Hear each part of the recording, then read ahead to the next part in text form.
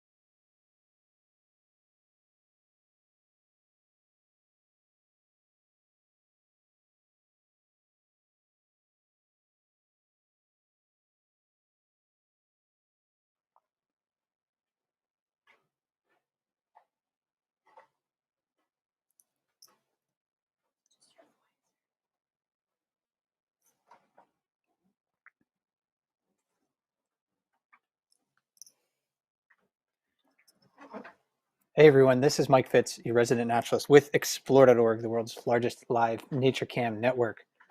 Welcome to Brooks Falls in Katmai National Park, Alaska. It is August 5, 2021. And my co-host for this play-by-play is Ranger Naomi Boak from Katmai National Park. Ranger Naomi, great to speak with you again. It's great to be here, and we have some bears to talk about, question about today. It's great. Yeah, lots of brown bears at Brooks Falls still. We'll talk about what they're doing there, how they're interacting, how they're making a living, try to introduce you to many of the individual bears that we're seeing on the cameras as well. We have a few camera operators working behind the scenes to drive the cameras and give us these wonderful views. So thanks to them in advance for all of their hard work. Before we get into the stories of the bears and the salmon at Brooks River, let's introduce you to this place.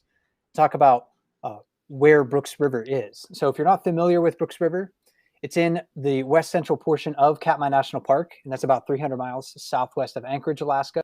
Brooks Falls bisects the river. The river is about 1.5 miles long. And in this view, the river flow is generally from left to right. Along with the National Park Service, explore.org hosts and maintains several webcams at the river. And the signal from those cameras is sent wirelessly to a couple of radio repeaters on Dumpling Mountain. And then the repeaters send that signal to the small town of King Salmon, about 30 miles away. Again, at the river, we have several webcams. Today, we'll be looking at the Brooks Falls camera on the left side of this image. And then when you're looking at the same satellite image, we'll also look at the Riverwatch camera towards the right. It shows a good area of the river mouth. And then also we'll look at the Riffles camera, which is just downstream of Brooks Falls. We also have a few questions queued up from Ask Your Bear Cam question page. You can find a link to that below the live camera feed on the left-hand side. So if you want to submit any questions in advance for any of our live broadcasts, take a look at that and throw your questions our way. We definitely read every one of them. The volume of the questions is usually too high for us to answer every one of them, but we appreciate everyone's time and curiosity. We feel fortunate, both Naomi and I feel fortunate to be able to share this experience with everyone. And Naomi, you're at the river right now. Uh, you're not physically at Brooks Falls. You're in your cabin. It's a bit of a rainy day, you were saying today. But what have you, in general, just been seeing around the river over the past few days? Well, we've been seeing really a concentration of bears still at the falls, and some meandering through the lower river. A lot of bears still trying to fish around the Oxbow, which is a bend in the river down upstream of the bridge and downstream of the falls. But the water level in the lower river is really still high. So even a champion fisher like 435 Holly, she will dive in the lower river, and she's not been very successful at catching fish there. Only dead or dying salmon that have floated up. So we've seen her at the falls. So that's a little interesting for this time of year, because usually the bears are off to other places. Yeah, and right now we're seeing a couple of bears scavenging for salmon in the lower river area. And this behavior is just going to get more and more common as we progress into late summer and early fall. The salmon are still, for the most part, migrating through the river. So there's not a lot of casualties from the spawning events that happen. Salmon, when they enter fresh water and head upstream to their spawning site, they're not returning to the ocean. And at least in Pacific salmon, they don't spawn more than once. So they're going there to spawn and then to die. And eventually, most of those salmon carcasses, if they're not picked up by a bear beforehand, will drift downstream towards the mouth of Brooks River. And in these areas of eddies and slack water where the current is weak, the salmon carcasses will drop to the bottom, and bears can just scavenge those. However, the falls, it seems like, Naomi, is still the place to be for most of the bears on the river, just because they're not looking for dead salmon there. They're looking for the livelier fish. Yeah, and the salmon that are going upstream and are ending up at the falls these days, they're not in their spawning colors for the most part yet. They're still silver, which means that they have more meat, more fat on them, which is better for the bears. Just looking at our view right now, 128 Grazer on the top of the waterfall with her two yearlings. That is the group of bears closest to us on the left-hand side of the screen. A lot of other bears just kind of moving around the plunge pool, the jacuzzi area, looking to see if there are any salmon in the water. We've seen some bears fishing in the jacuzzi today. When I've been watching the cameras, and I haven't been able to watch it closely throughout the day because I've had to attend to other duties, but I haven't really seen a whole lot of bears catching fish in the jacuzzi. There's been some success, limited success over in the far pool, though. On that far wall up towards the waterfall is the famous 480 Otis. It looks like maybe 801 near him. And then the big bear that's sort of sitting downstream of the boulders, that's 747. And then maybe number 83 to the right of 747. And Mike, I will say, to reassure cam viewers, we did see Otis catch fish as he's been in that area, which we fondly call his office. So Otis may have come late to the party, but he knows how to fish. Yeah, that brings up a question, Naomi, that was submitted through the Ask Your Bear Cam page, or Ask Your Bear Cam question page. Holly with an I at the end was wondering, were you surprised Otis showed up so late, or were you losing hope like many of us? What do you think about that? Well, I was losing hope. I mean, I'm very fond of Otis, and I just think, he's an old bear. 25 or 26 is a really great long life for a male bear, and the latest he'd ever shown up was July 17th. Now, but I did think about all the other reasons why he might be late, and thought there was always a possibility, but I must say I was happily surprised. What about you, Mike? Yeah, it was a bit of a surprise to see him show up so late for sure. There's always a possibility that older bears can find another place to make a living. But with a bear like Otis, who was so regular in his habits, if he doesn't show up at Brooks River one year, I think it's more likely that he'll be deceased. But he proved a lot of us wrong this year. People who were wondering whether Otis was going to come back. I wasn't going to count him out until I didn't see him at the end of the year. If he had gone that far without us seeing him, then I wasn't ready to quite count him out yet. But yeah, it was great to see him come back. Right So, now, Mike, again, looking at. Oh, sure, go ahead, Naomi. I'm going to ask you: have you given up on 409 bead nose? Yes, I think so. And if you're not familiar with 409 Beadnose, she was a well-known and easily recognizable female brown bear at Brooks River. We haven't seen her in a few years, and she was one of those bears also that came back to the river every year of her adult life. And since she hasn't been back since maybe 2018, it's probably unlikely that she's still alive. Although she could have found greener pastures somewhere. We just, with a lot of these bears, we just don't know for sure. And now getting a great look at the far pool here, looking at the giant 747 in the middle of your screen here. Look at that belly on 747, Naomi. I know we talk about a lot of bears, how fat they are this year, but 747, and he's ready for hibernation right now. I know. I mean, I can't wait to see what he looks like in late September. But he did something interesting just before. We've got Otis back there on the wall, and then bear 801, who likes to fish back there too. And 801 moved a little bit towards 747. And 747 has got his eyes on that bear. He's not ignoring him right now. Yeah, definitely these three bears are showing tolerance for each other at the moment, but they're all paying attention to one another.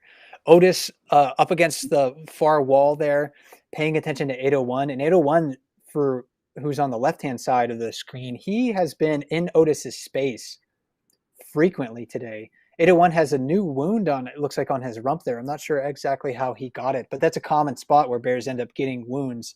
Maybe if they're not paying attention at the waterfall and a more dominant bear comes up from behind them, often the more dominant bear will claw or bite at their rump. So I suspect that's how he got that wound.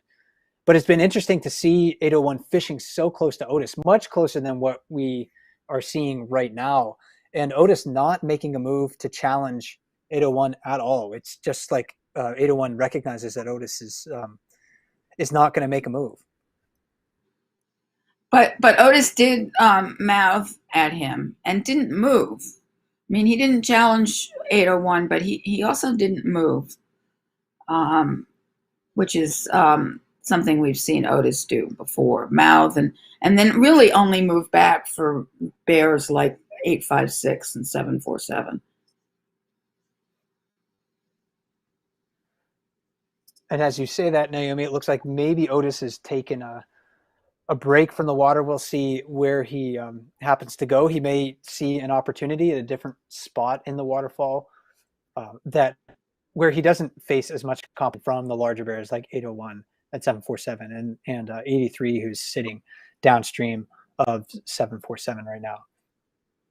And I've been watching 83 lately, that bear to the right of 747, and 83 usually shows up in the spring looking pretty beaten up. And you and I, Mike, have discussed this. He seems to be a bear who's in the wrong place at the wrong time. And but he's getting fat. You can't see it now, but when he's out, it looks pretty good.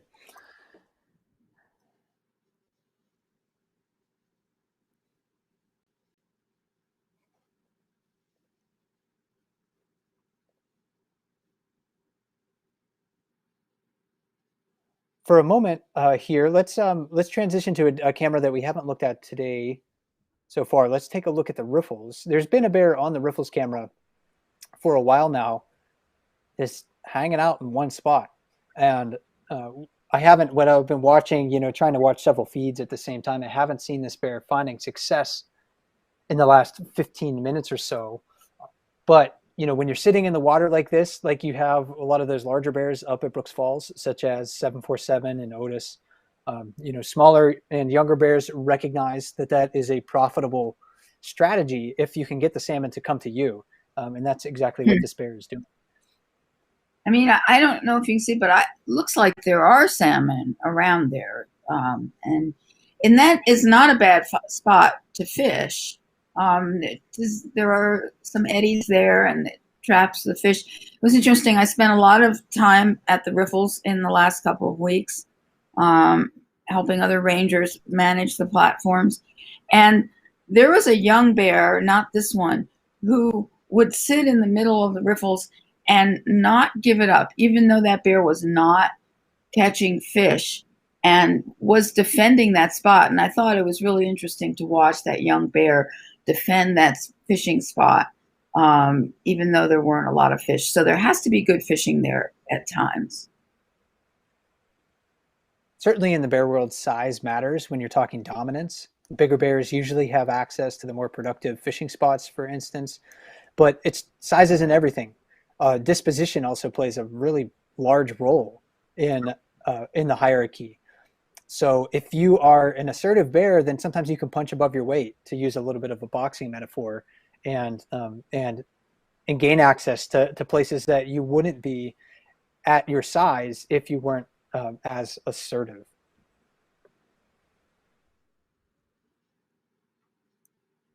Well, it looks like a little bit of shuffling going on at the falls here.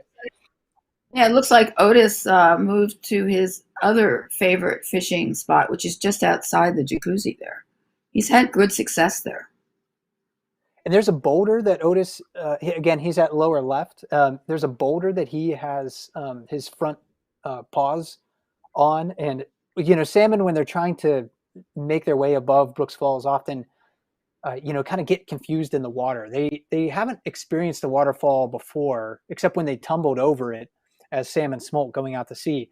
But that experience when they're young fish doesn't give them the opportunity to really figure out, how am I going to get back above the falls? I mean, they just go over the falls and they keep going downstream as fast as they can, because there's so many things that are trying to eat them at the time, such as birds and other fish like rainbow trout. So the salmon really have to probe the falls in multiple places to try to find the right place to jump. And they make mistakes in the shallow areas. Bears see that, bears capitalize on that. And that's why, you can have a bear like Otis standing where he is, and why you can have a bear like Grazer and another bear behind her on the lip of the waterfall, standing at really the one place where salmon consistently jump the falls with success. One thing I would watch here is, we're going away from it, but just Grazer's cubs. Thank you, camera operator. They're actively fishing. They're, especially that one closest to us, they're not just sitting there waiting for mom to fish. And I think that's really interesting, don't you? Absolutely. I have never seen yearling cubs successfully fish the lip of Brooks Falls until this family has done that this year. So within my experience, at least, it's unprecedented. That doesn't mean it hasn't happened before. I was able to start watching bears at Brooks River, but that's been fascinating to see. Most of the time, yearling bears at this age are more willing to kind of just let mom do most of the work, and they'll scavenge her leftovers, or they'll pick at leftovers that other bears leave behind on the edge of the river. But to see a bear who's only a year and a half catching fish on the lip of the falls is quite remarkable.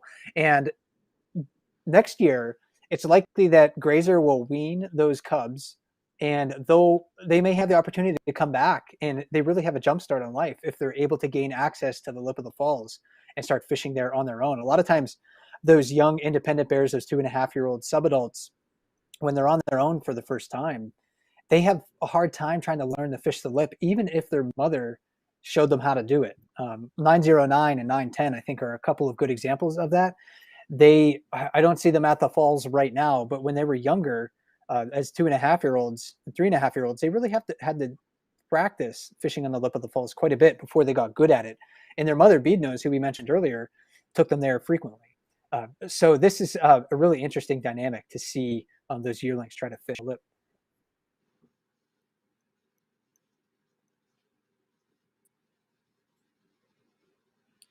And 128 grazers letting the bear next to her fish. They've come to an accommodation. Oh, that's so sweet. The cubs. It does seem to be one of the yearlings that really prefers to rest its head on the shoulders and back of its sibling. So we see that frequently, and yeah, it is a little interesting too to see Grazer on the lip of the waterfall tolerate the close proximity of that other bear. We've been seeing her doing this a little bit more over the past couple of weeks or so, but Grazer has the reputation among the bears at the falls as being very assertive and aggressive. So if she feels like her space is being intruded upon, then she is willing to challenge those other bears and to defend, the safety of her cubs. It's happened a lot, and right now it's there's actually two looks like other adult bears near Grazer. And hard for me to identify them, uh, but yeah, she's kind of letting them go right now.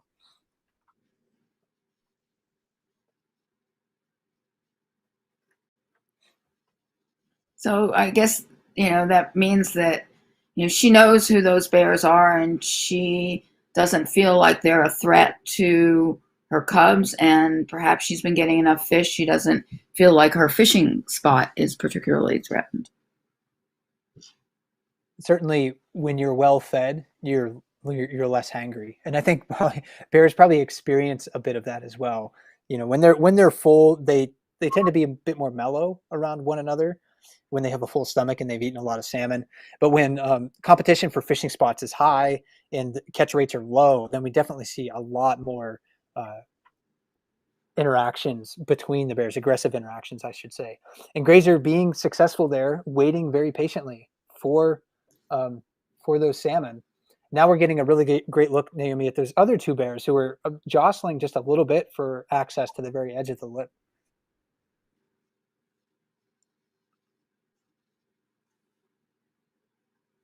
Yeah, but now they can be there. I was just noticing an interesting thing about Otis. He seems to have more light spots in his fur than usual. Is that something that happens with age with bears? I'm not sure. I think he might be shedding sort of in a patchy manner right now, and Okay. maybe his lower sides are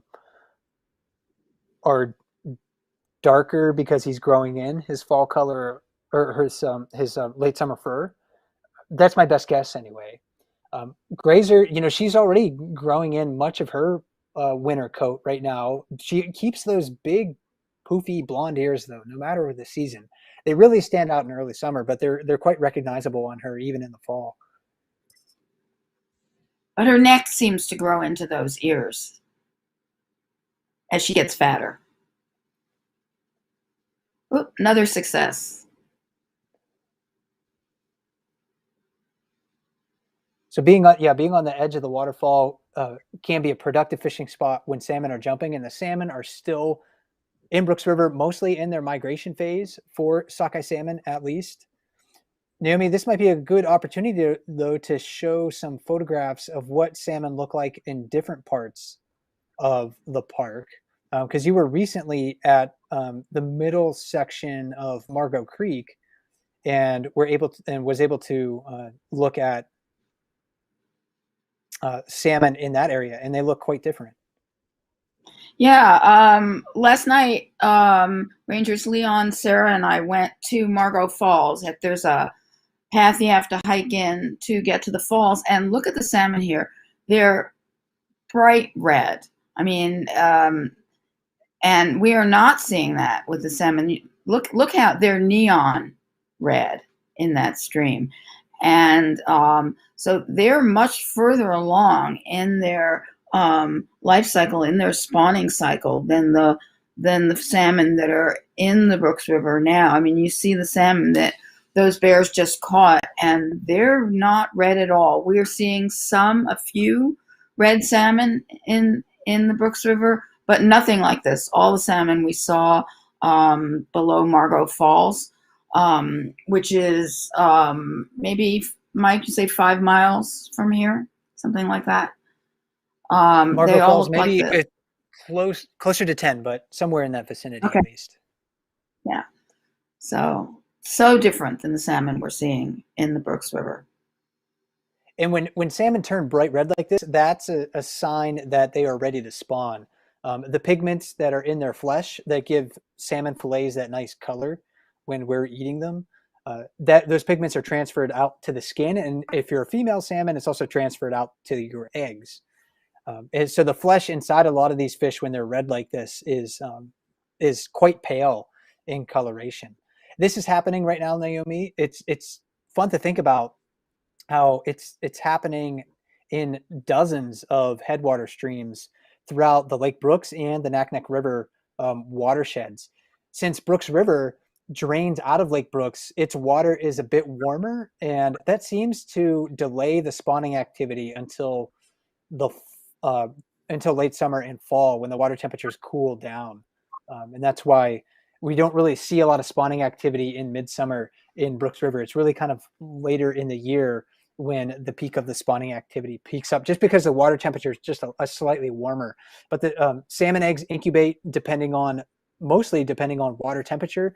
And a lot of those headwater streams like Margot Creek, for instance, or the tributaries off of Lake Brooks are fed by snowmelt and springs rather than a lake. And the water temperatures tend to be a little bit cooler. So their eggs will probably incubate just a little bit longer in those streams. However, that's why a lot of the bears disperse from Brooks River in August. And you and Ranger Leon are preparing, I think, a live chat about that coming up later in the month. Yes. Assuming that the bears will leave the Brooks River later in the month. Who knows? So I have a salmon question for you, Mike. And I get this question a lot from visitors, which is we see a lot of salmon stage downstream of the bridge on the lower river. And then in smaller groups, they seem to go upstream. Why do they stage like that, so many of them together downstream of the bridge? I'm not sure. It may be just because there's safety in numbers, and that's a relaxed spot for them to hang out. The current isn't very strong. They have a lot of escape routes, and when they're in a school, there's also a lot of eyes looking around for threats. And when they are in those deeper waters and they're energetic, they haven't spawned yet, then they can easily swim away from a bear, especially when the water is 5 or 6 feet deep or more. So I think that's my best guess on why they like to hang out in that area. It's just kind of like safety. When you move up into some of the prime spawning areas downstream of the falls, for instance, you're more vulnerable in those places to attack from a bear or maybe the occasional wolf that will move through the water. And I think salmon have an instinct to recognize that, like, hey, this is safe right now. I'm not ready to spawn yet. There's no reason for me to expend the energy to get to my exact spawning spot if I can hang out in a different area right now and take it easy for a little bit, save my energy for the hard work that's yet to come. Their life cycle is truly amazing. I mean, we concentrate on bears, but we wouldn't be able to concentrate on bears if it weren't for those salmon. And now actually 4 bears in view, briefly anyway, right downstream of the falls near the bridge. This camera is looking upstream from the bridge at the mouth of Brooks River. And this is at least 300. These bears are probably at least 300 yards from the outlet of Brooks River. But yeah, just doing their thing, looking for dead and dying salmon, moving through the river, looking for anything that can't swim away. So in this area, typically, especially at this time of the year and in late summer, you're not going to see bears expending a lot of energy to chase salmon down. They recognize it's not worth the effort. They recognize it would be unsuccessful. So they're looking for maybe fish that are already dead, and those fish might not have as many calories in them, but they're easier to catch in a sense. And again, we mostly see younger bears down here, subadults, independent bears 3 to 5 years old because they don't have to contend and compete with the larger, more dominant bears. The family groups haven't been down here that much. They've been here some, but not that much. So it's a good place for subadults to fish. And let's head back up to the Riffles camera, which is still pointed at Brooks Falls right now, to get a different perspective on the waterfall itself. You know, we were looking at bears in the far pool, for instance, earlier. Actually, let's take a look at that real quick, because you can see 747 and 801 there next to one another. And it looks like they're really close, Naomi. But when we transition to the Riffles camera, we can see that 747, who's near the boulders, kind of standing near the boulders, and then there's a bear on the lip of the falls, and then 801 towards the far side of the waterfall on the right of the bear on the lip. You can see that they're separated by at least probably 10 yards or so. Yeah, a good reminder of how the camera distorts distance in different ways. And 747 finding success. This is at least his second salmon that he has caught during the broadcast today. And if you're just tuning in, thanks for hanging out with us today, no matter where you happen to be around the world. Mike FITZ with explore.org. I'm joined today for this play-by-play broadcast by my co-host, Ranger Naomi Boak at Katmai National Park, Alaska. Let's take a look at 747 eating his salmon. How much of that salmon do you think he's going to eat? Well, I don't think he's going to eat the whole thing, but you know, the salmon run has been sporadic. He might be hungry today. Looks like he's already, making an effort to consume most of the fish. We have seen many days, though, this year when 747 hasn't eaten the whole entire salmon. He's stripped the skin off. He's bit into the head to get at the brains. And then he's also eaten eggs, of course, out of many female salmon. And those are typically the fattiest parts of the fish. So when you see a bear leaving salmon carcasses behind, that means that he's well fed. He or she is well fed. And right now, 747 probably not having the catch rate that's high enough to sustain the choice, I guess, to high grade the fish. And each bite that a bear takes is an individual choice. So they are looking for the most caloric parts of the fish. And when they're very hungry, they'll eat everything, including the mandibles and the gill plates and the entrails. When they're not so hungry, they're much more likely to leave the less digestible and maybe less flavorful parts of the fish behind. So I guess he's hungry, Mike.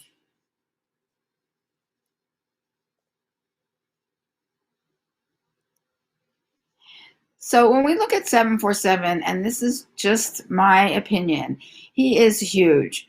But to me and my memory, he does not look as big as he did last year at this time. And I don't have any photos with me right at hand to show you. I mean, he does look gargantuan.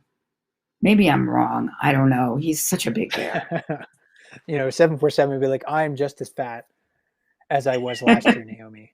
And don't you ever question it. I mean, he's a big guy. I mean, bears in other ecosystems don't get as fat as he is by the end of their summer. So I mean, 747 is this fat right now.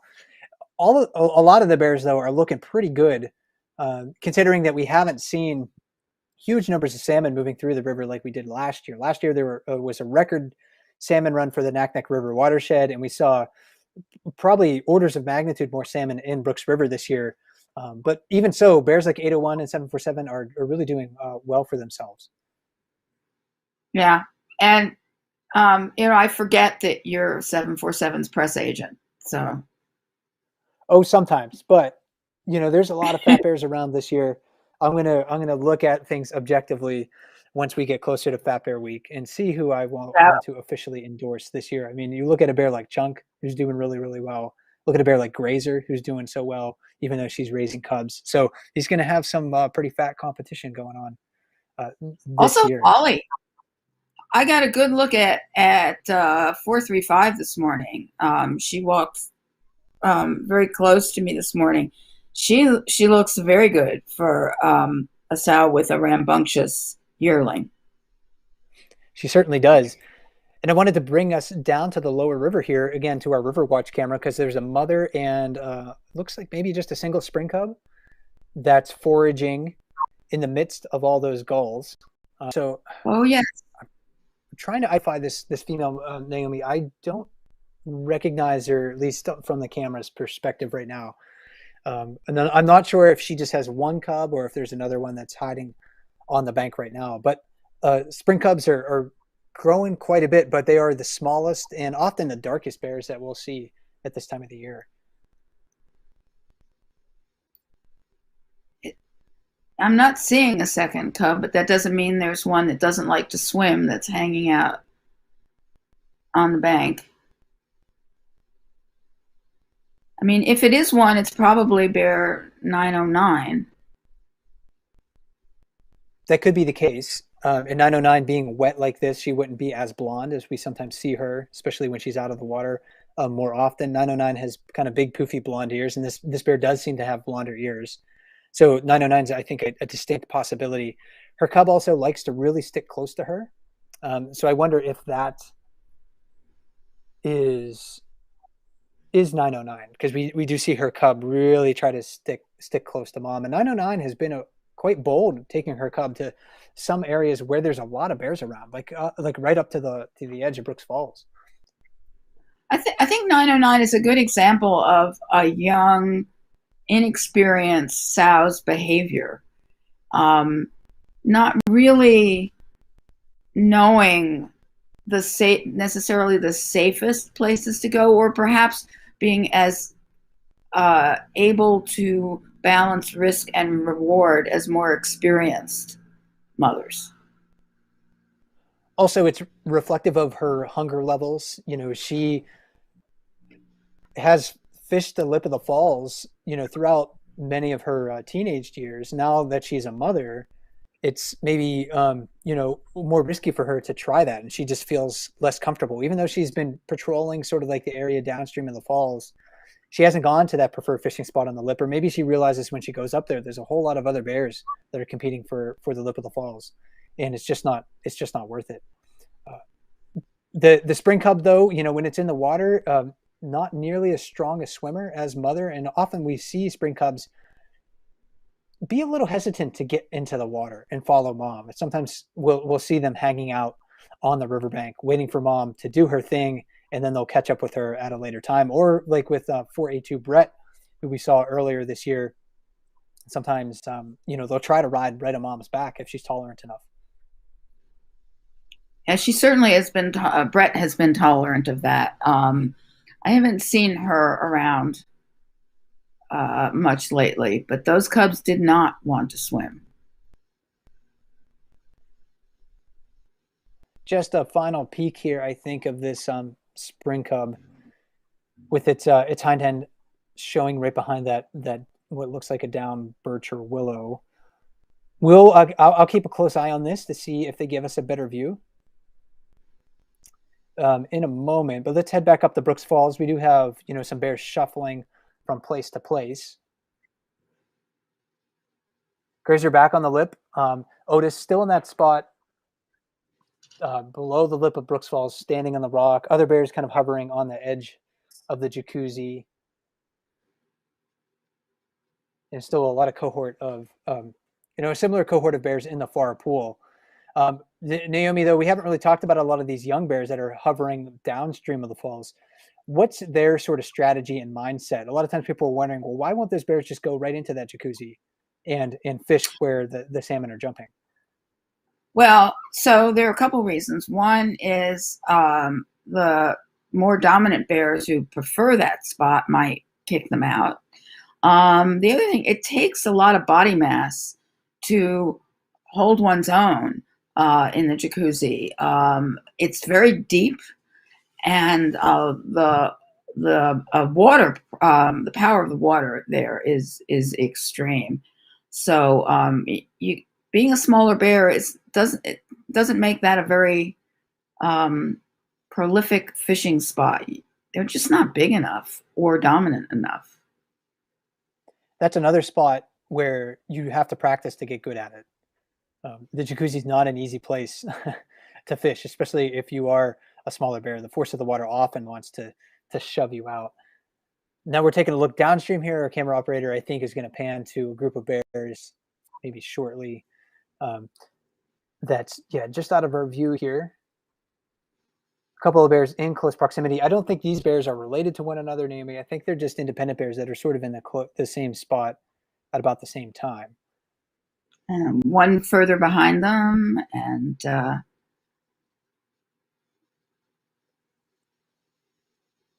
so I did want to talk about if we get them back. We'll see where the camera operators take us. Smaller bear below the lip, maybe waiting for some scraps from Grazer and her family.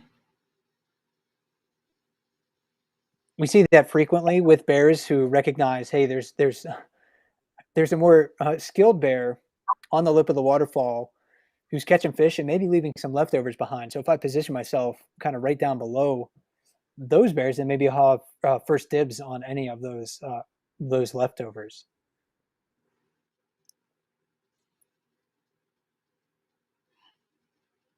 And also, go ahead. Go ahead.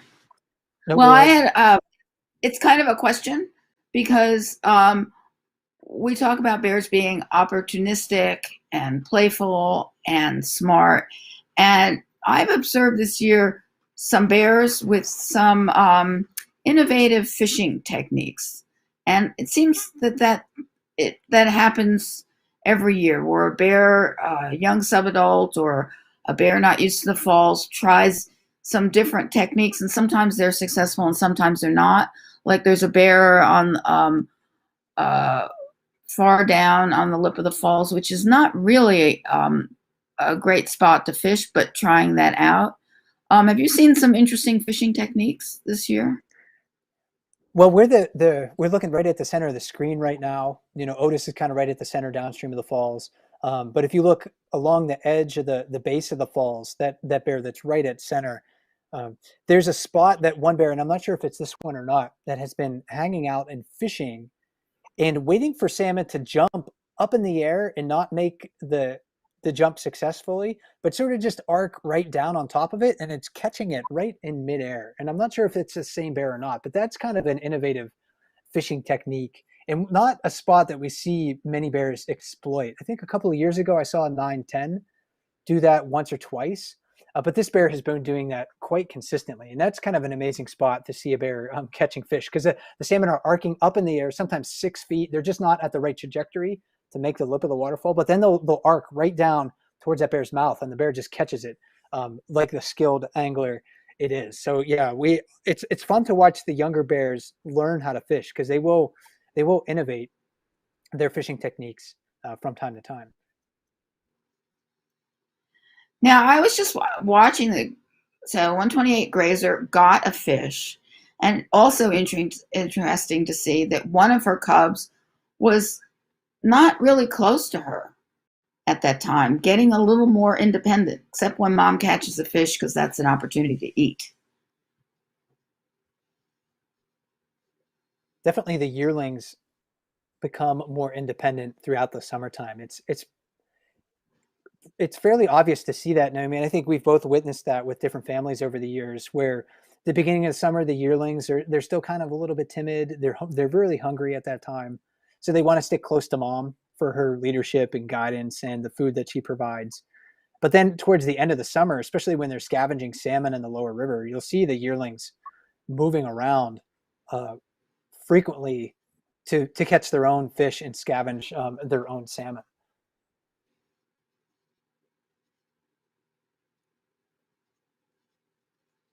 And I'm wondering right now, taking a closer look at the bears, just trying to look downstream of the falls, kind of downstream of the jacuzzi. I think another family has come into view, and that looks like that might be 854 Divot.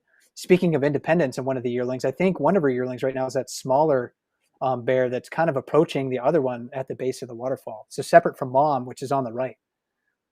Yeah, that's what I was thinking too. That's pretty gutsy.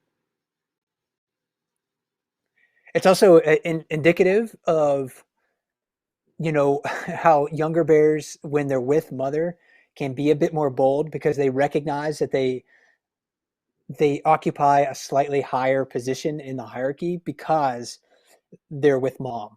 They know, hey, if you mess with me, my mom's going to come over here and she might kick your butt.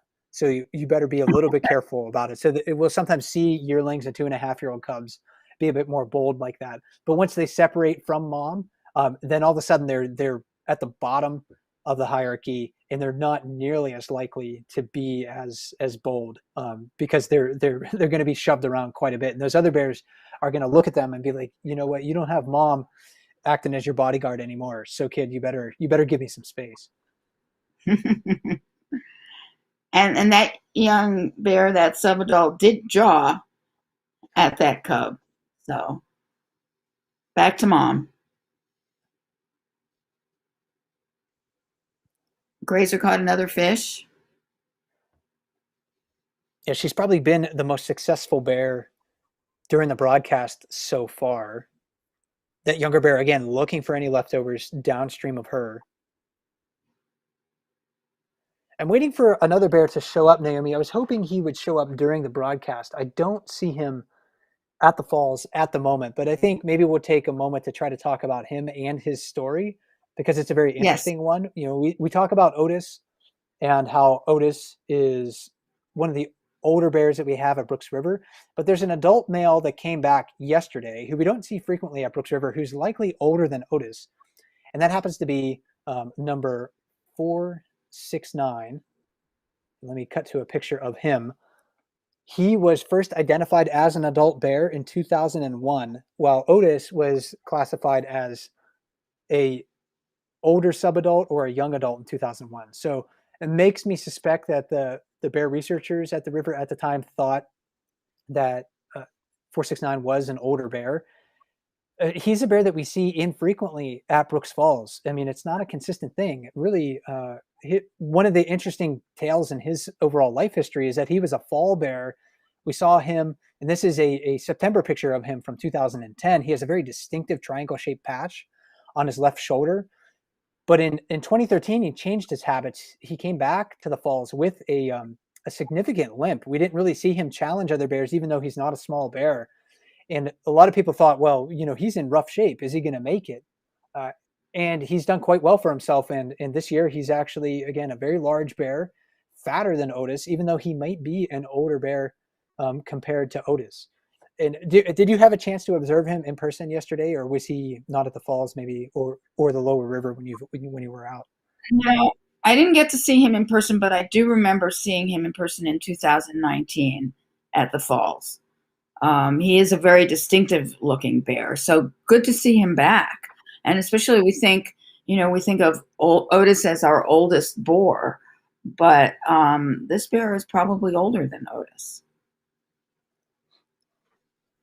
So one And of those I'm going to bears make certainly to watch for as the season continues. I'll be interested to see whether we catch sight of 469, you know, coming up over the next week or so, or maybe, you know, yesterday was his one fling with Brooks Falls and he's going off to his normal places to fish. We could also see him again in September too, especially early in the morning. I think right as it starts to get light, that's the time of the day to look for 469 in mid to late September. I know in mid to late September, I would like to get up early and go to the bridge to watch because I often see Otis fishing down there in the fall on the lower river. Now, I'm going to make a comment here before someone, one of you viewers makes the comment. Yes, I see a spider's web in front of the camera, and yes, I will make my way to the falls to remove that spider web. You better, or I'm gonna hold you to it. Okay. So the insects, they definitely do like to use the cameras as a perch sometimes. So the bears still kind of jostling for position here and there at Brooks Falls, but remaining fairly tolerant of one another. Let's go back downstream, Naomi, to Riverwatch, because there's quite a bit going on there right now. It looks like maybe another bear family in the vicinity of who we think could be 909 in her spring cub. I'm not sure where the spring cub is at the moment. Maybe it's on the left side of the right side of the screen there on the bank. And then it looks like maybe a mom and perhaps two yearlings there.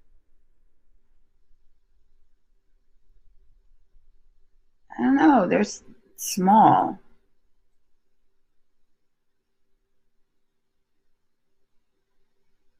Daycare here on the lower river. I'm wondering if this is kind of a preview of a very successful scavenging area for bears coming up in September and October. I bet it is. If we're seeing bears scavenge fish here right now, that probably means that when salmon scraps or carcasses wash downstream, this maybe that's one of the first places where the river loses its energy and the salmon carcasses drop to the river bottom. So I bet we'll be seeing a lot of bears fishing here in September and October. Maybe some bear families too interacting with one another. That's one of the kind of more interesting things you can watch for on the lower river cameras, especially on the spit. If you're watching the actual lower river camera, you'll see that spit of gravel, and sometimes bear families will come into close proximity with one another. It looks like these two families are tolerating one another, but they're not very interested in actually kind of getting together for any sort of play date. No. So, Mike, is that the that channel between the island and that grassy area in the back? I think so.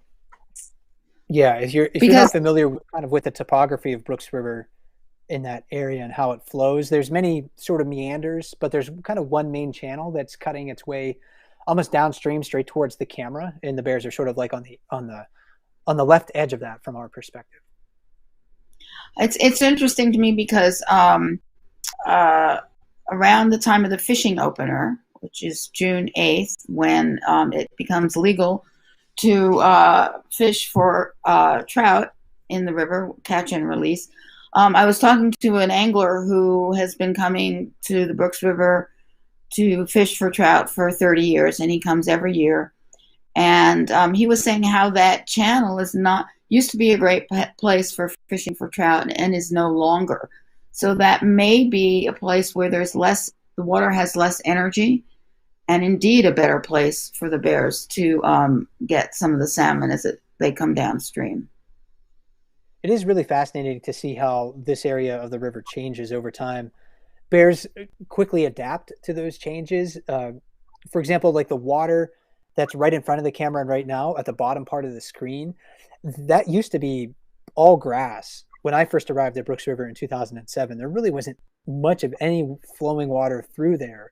But now it's becoming the main channel of Brooks River. So we're seeing, if you're lucky enough to visit Brooks Fall or Brooks River and stand on the wildlife viewing platform there, you can see sometimes bears right down below you fishing that spot. And that's not a thing that you would have seen back in 2007. It was just basically marsh.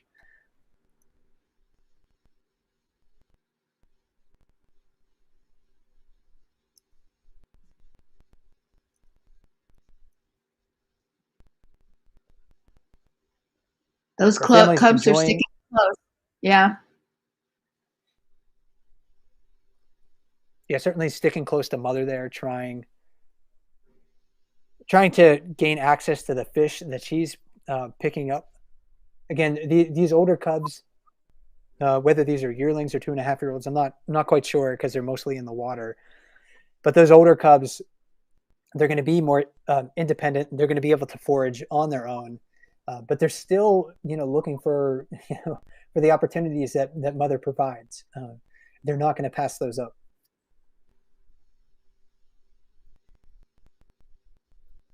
So do you see the mother bears being a little more ready to share their catch than they were earlier in the season? Some of the bears, yes. Some of the mothers, for sure. So let's head back up to the falls because when you talk about grazer, and we were seeing her not evenly distribute, fish between her cubs. She doesn't really do that. Mother bears really don't do that. They kind of just let their cubs pull salmon away from them. But at the beginning of the salmon run, I mean, she was guarding her fish. I think we both saw that, especially in the riffles area. She would catch a fish, she would find a rock to place it on, and she would put her paws on that fish and try to keep as much of that fish to herself. And her yearlings would rush in and they would try to tear salmon away from her, but you would hear the whole family basically yelling at one another trying to, as they were competing for those that salmon. And mom often got a lot of it, but she was also very tolerant in letting her yearlings pull much of the fish away. But that seems like it's less likely the case right now. She seems much more willing to let her yearlings pull the fish away from her. Now, I think we've seen two very interesting bears enter the scene at the far wall.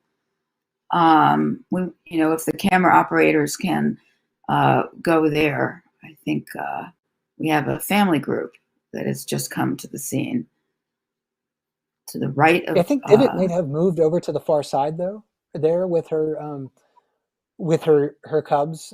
We still have 801 against the far wall, 747 near the boulders. Looks like 83 downstream at 747, and then another single bear that's over there too. I'm not sure who that might be from this perspective. Could be 39, could be another bear. But Divot, yeah, I think that's definitely Divot over there on the far side, looking to maybe gain access to that far pool, where that's sometimes a place where she fishes, but it looks like she's being quite cautious right now because she has her yearlings, she has to protect them. She does like that spot. I've seen her chase out both 32 Chunk and 151 Walker, who are both big bears and do like to throw their weight around. So, but I've seen her chase them out of that spot. And that's another indication of how younger bears can establish their dominance sometimes over larger bears if they are being assertive. It also sometimes depends, Naomi, too, I think, on how well fed those larger bears are. Chunk and 151 Walker are pretty well fed, at least the last time we saw them. So maybe they're like, well, okay, mom, you can have it. But also, sometimes the adult males recognize the aggressiveness and defensiveness of mother bears, and they'll defer to them. Especially, we've seen that with Grazer and Walker. Seems like Walker, won't challenge Grazer for a preferred fishing spot in the riffles when we see those two in that vicinity. And he also likes to fish the lip, and we don't see him fishing the lip when she's there. So when you're looking at the hierarchy itself, and that's one of the stories that I like to follow at Brooks River from year to year, the largest adult males sit at the top of the hierarchy. So think of bears like 747 and Chunk in 856. And 856 was at the falls earlier today. I don't know if Chunk was around, but he's recognizable because he has a big wound on his muzzle that's fairly recognizable. But after, the largest adult males, it's really, some of these more defensive mother bears that are at the top of the, just below them in the hierarchy. So you'll find bears like Grazer, for instance, occupying that position. And then it's a mix of the rest of kind of the adult males and then female bears, single females and subadults. Some play over there. I think that's Divot with one of her yearlings. I'm not sure where the other yearling went. I think it maybe moved downstream searching for fish. So maybe those two bears are a little more well-fed than that darker yearling. That we saw that darker yearling too earlier, approaching another bear at the base of Brooks Falls. So perhaps that's a little bit of an indication of its hunger level compared to mom and its sibling. Oh, here it comes. Coming back. Let's see if it engages in that little play fight there, or if it's going to want to do its own thing. We talk about cubs and fishing on their own, especially on the lip, which is so unusual. But the other day we saw a spring cub bring a fish up into a tree. Didn't catch it itself. That was fun to watch. I didn't see it live. I saw the replay though. But yeah, taking it up into the tree, a safe spot for it, and a place it's not really going to have to worry about, getting attacked by another bear. It's not going to have to worry about another bear taking its fish. Excuse me. And that was actually really fun to see overall.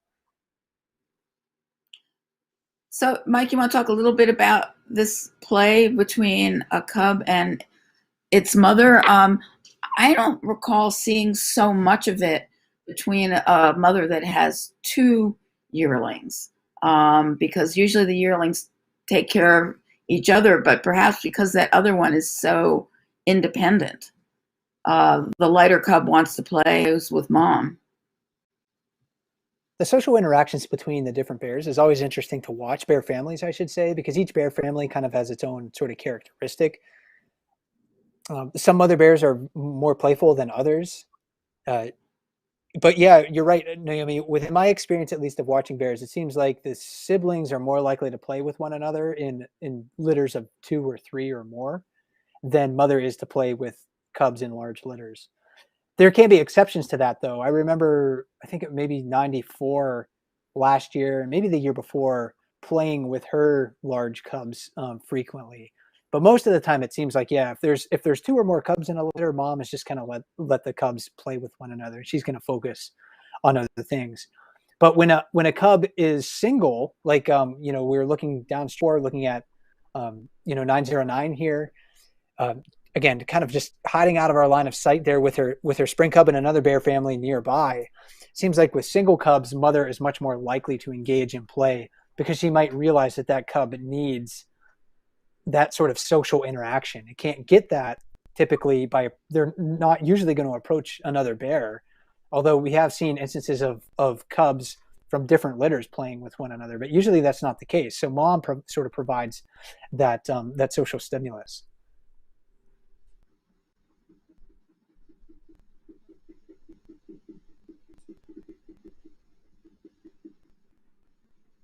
And just maybe about a minute left in our broadcast here, Naomi. It's been a fun one. We've seen a lot of different activity downstream and also at the falls. What are your takeaways from what we've seen so far? Well, that the Brooks River is still an active place for these bears to fish. There's still salmon coming in, and it's August. So, I mean, good news for us who want to watch the bears along this river, and all kinds of different activity. I mean, family groups and different relationships with dominance, and we see Otis getting a belly, and just really terrific.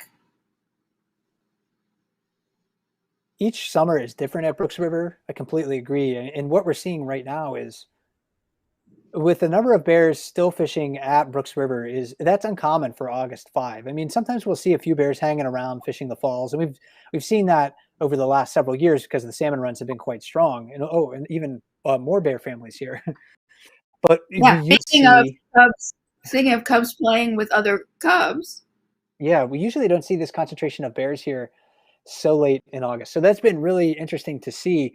And this maybe we'll stick with the broadcast here for just another moment or two, Naomi, if you have the time, because we don't usually see bear families interacting so closely. But it looks like mothers aren't so tolerant of one another. I mean, that's often the case. Sometimes we'll see, cubs approach cubs from another family and be like, "Hey, you want to hang out?" And mom is like, "Wait a second, I don't like this. You need that other cub needs to stay away." And I think maybe that was a little bit of an instance of that right there. What do you think? Yeah, I think so. I think that's typical of 854 divots behavior. Some mothers are really tolerant, like 806 and 435. They let their cubs play together and just hang out. Time for them to rest, I guess. But divot is not so tolerant. And we just saw that. That was great. Each bear is an individual. Each mother bear is an individual with individual habits. So it's really fun to get to know these bears on Bear Cam, a unique wildlife watching opportunity in national parks, because most other places, bears are just sort of like anonymous individuals that you might see on a hillside. You don't know much about their life history, but we get to see them up close frequently throughout the summer and from year to year. So